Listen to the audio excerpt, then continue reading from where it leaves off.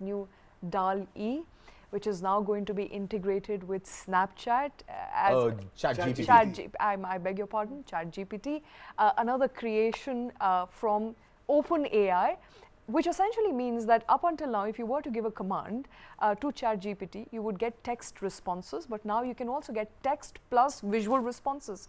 Very interesting. I hope we can play up some of those visuals on our screen, but what's happening here, Amit?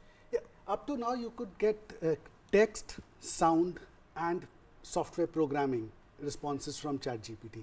OpenAI had another service called Dall-E, which created images. Now they have married the two. Dall-E 3 is folded into ChatGPT Plus. So it is a pay service. You will have to pay $20 a month to use it. But now these two services are married. Dall-E 3 is a whole lot ahead of the earlier version. The images that it can create are breathtakingly lifelike.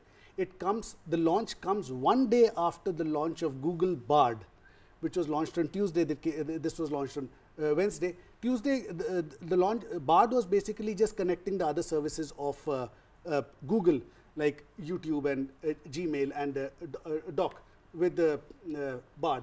But Dall-E 3, the images that at least that have been put out that it can create are extremely creative, extremely precise, and breathtakingly lifelike. Okay. This comes after two other competitors who are way ahead in the image creation game, Midjourney and Stable Diffusion, had updated their game in the summer of this year.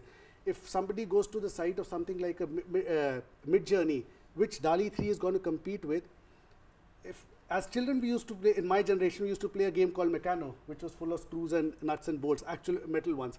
The images these people create look like that. So these are AI created images without any physical on the computer. So it has gone that far. Just look at the commands. I mean, simple. Oh, can you show me Larry being kind-hearted? You know, this is an illustration that Dall-E has created and released. OpenAI has released, where there is actually somebody who is trying to recreate a child's imagination, and that child's imagination comes to life.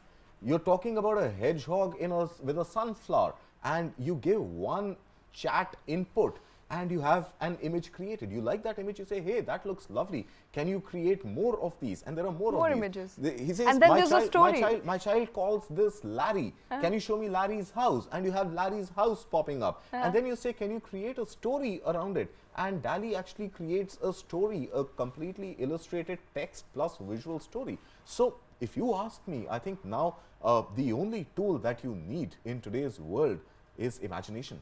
If you have the imagination, and if you can articulate that imagination in very simple colloquial terms to a chat engine like ChatGPT, it can create magic for you. Absolutely. So gone are the days, I think, of great authors getting their books published. Gone are the days of illustrators, you know, physically drawing, sketching, creating every frame. Going to put a lot of people out of job.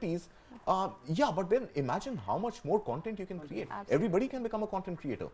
So earlier, this old boys club of great experienced graphic artists and video editors can now be challenged by perhaps somebody as young as 5 years old who knows how to type one query into a laptop, and everybody's using laptops in school today. And it is not just imagination that you need. AI is not firing imagination. A child, like Kartik said, can type in something. He does not know what he's going to get, but he may get something that he had not even thought of.